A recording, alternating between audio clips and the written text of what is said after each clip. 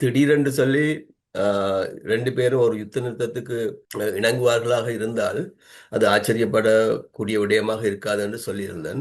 அது மாதிரி தான் கிட்டத்தட்ட நடந்தது என்று சொன்னால், நான் என்னுடைய அந்த வாதம் அந்த உங்களோட வீடியோவிலே நான் சொல்லியிருந்தேன். 2 தரப்புக்குமே யுத்தத்தை தொடர்ந்து முன்னெடுப்பதற்கான ஒரு ஏதுநிலை இருக்கல்ல. அ அமெரிக்காவிலிருந்து பார்க்கின்ற போது டொனால்ட் ட்ரம்ப் மீது சமூக ரீதியான அக்கறை, பொருளாதார பிரச்சனை போன்ற அழுத்தங்கள் காணப்பட்டிருந்தது. அதே நேரத்தில ஈரான் அ ராணுவ ரீதியாக பெரிய ஒரு வெற்றி நிலையில இருக்கையில, ராணுவ பாதிக்கப்பட்ட ஒரு நிலையில தான் இருந்தது. அதுக்கு சாதகமாக அரசியல் ராஜதந்திர விடயங்கள் தான் இடம்பெற்றிருந்தன. அந்த நிலையில் 2 தரப்பினருக்கும் யுத்தத்தை தொடர்ந்து முன்னெடுத்துச் செல்வதற்கான ஒரு வசதியான சூழ்நிலை இருக்கவில்லை. அதன் காரணமாக தான் திடீரென்று இவர்கள் ஒரு யுத்த நிறுத்தத்துக்கு உடன்பட்டால் ஆச்சரியப்படுவதற்கு இல்லன்னு நான் நினைச்சிருந்தேன். அது மாரி தான் நடந்தது. இப்ப அதுக்கு பிறகு பேச்சுவார்த்தை தொடங்கியிருக்காங்க. 1வது சுற்று பேச்சுவார்த்தை பாகிஸ்தானில் இடம்பெற்றது.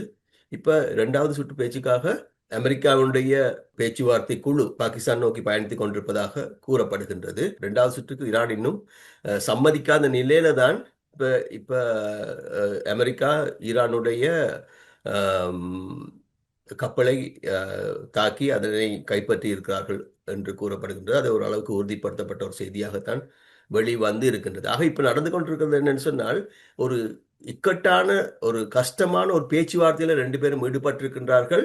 அது பேச்சுவார்த்தை மேசையிலும் நடைபெறுகின்றது.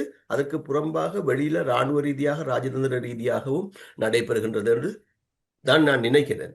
அந்த அடிப்படையில பார்க்கின்ற போது, இந்த 2 நாடுகளுக்கும் இடையிலான உறவு என்பது 40 ஆண்டுகளுக்கு மேலாக மிகவும் இக்கட்டான ஒரு சூழ்நிலையில் இருந்த ஒரு உறவு தான். மிகவும் ஹொஸ்டைலான ஒரு முரண்பாடு மிக்க ஒரு உறவாகத்தான் இருந்தது. அந்த வகையில பார்க்கின்ற போது, திடீரென்ற யுத்த நிறுத்த உடன்படிக்கை ஒன்றை கைச்சாத்திட்டு, ஒரு சுற்றுல ஒரு அல்லது 2 சுற்றுல அல்லது 3 சுற்றுல இந்த பிரச்சனைக்கு இவர்கள் தீர்வு கண்டு விடுவார்கள் என்று நான் நினைக்க மாட்டேன் சொன்னா அவ்வளவு இலகுவானதாக பேச்சுவார்த்தை இருக்கப் போவதில்லை. இந்த பேச்சுவார்த்தை மிகவும் சிக்கலானதாகவும், கடுமையானதாகவும் இருக்கும். அந்த நேரத்தில ராணுவ சூழ்நிலை மாறி, மாறி இடம்பெற்றுக் கொண்டிருக்கும் என்று நான் நினைக்கிறேன். இப்ப இந்த கப்பல் விஷயம் கொஞ்சம் இந்த பதற்றத்தை அதிகரித்திருக்கின்றது. பிறகு இன்னும் கொஞ்சம் குறையலாம். பிறகு இன்னும் கொஞ்சம் அதிகரித்து அந்த நிலையில இந்த பேச்சுவார்த்தை கிட்டத்தட்ட ஒரு குறிப்பிட்ட ஒரு காலத்துக்கு தொடரும் என்று தான் நான் எதிர்பார்க்கிறேன். ஆகவே யுத்த நிறுத்தம் இருக்கின்ற சூழ்நிலையில் பேச்சுவார்த்தையின் ஊடாக ஒரு தீர்வை அடையாத நிலை ஒரு குறிப்பிட்ட காலத்துக்கு தொடரும் என்று நான் எதிர்பார்க்கிறேன்.